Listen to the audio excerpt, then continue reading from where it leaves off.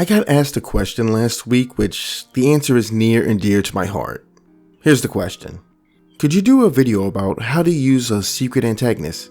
Example, that one alien chakra lady at the end of Naruto, although I thought bringing her out was basically nowhere was kinda weird. The reason why this one matters to me so much is because years ago, I was burned by a secret antagonist. I was burned by the secret antagonist. Maybe you've heard of him. He was this guy who went by the name of Red John. For those who have never heard of him, he's the main antagonist of Patrick Jane on The Mentalist. Patrick Jane spends 6 seasons chasing Red John down. I got invested in the series in season 4 and started playing along, trying to solve stuff. As the list of suspects dwindled, the person who I thought was Red John remained a likely candidate. He also seemed the most likely to me as he had the means to do Red John things. Anyway, it came down for the reveal episode, and can you believe it? It's my birthday. I'll get the final answer to this mystery I've been playing along with for some time now on my birthday. The Mentalist ruined my birthday with its terrible, unsatisfying reveal.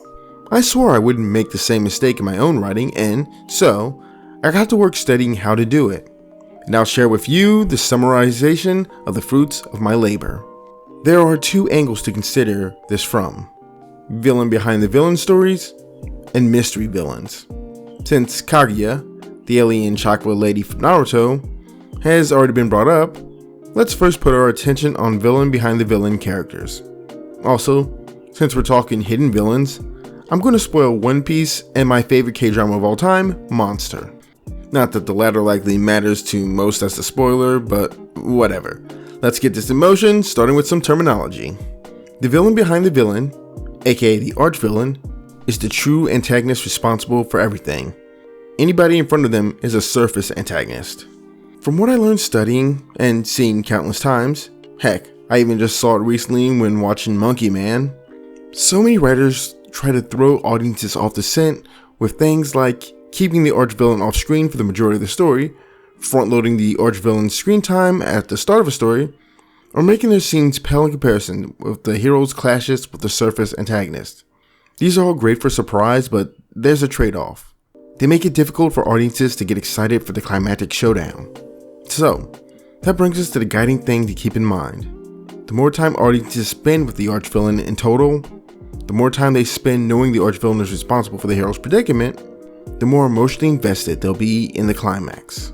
You can get the audience to root for the hero still in these scenarios where the arch-villain isn't known, but you won't really get the audience to root hard for the villain to fail, since they can't be bothered to. Or at least, you can't get them to be bothered to under most circumstances.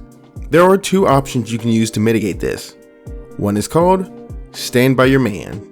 In this case, you have the arch-villain pretend to be an ally.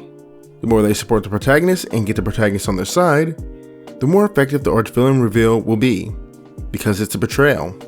Especially if you can make the character dupe the audience themselves. Speaking from experience, this man, Du Gunwoo from the K-drama Monster, is one of my most hated characters. Why? He genuinely tricked me, and not even in a conventional way.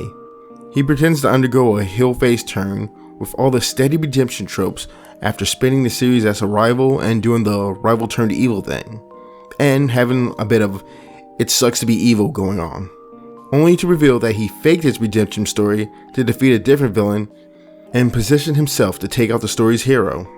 To note, the hatred this technique conjures is proportional to the extent that the character is initially trusted. If you don't want to do that, you can go with the second technique, the early bird special. Here's how it works. Move up the key revelation to occur sooner than you originally intended, like making it the midpoint of the story. You could then use stuff like dramatic irony, where the protagonist doesn't know who they're dealing with yet, but the audience does. It gives all kinds of time for the audience to build a dislike against said arch-villain, while still saving the eternal reveal, the one the lead experiences, for later. Like how in One Piece, we have Imu.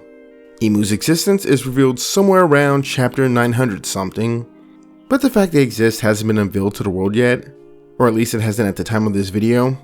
And when other characters learn about him, it's always more of an internal reveal. Of course, This isn't the earliest emo could have been revealed, but it's working on the same principle, as the Straw Hat Pirates don't know of him yet.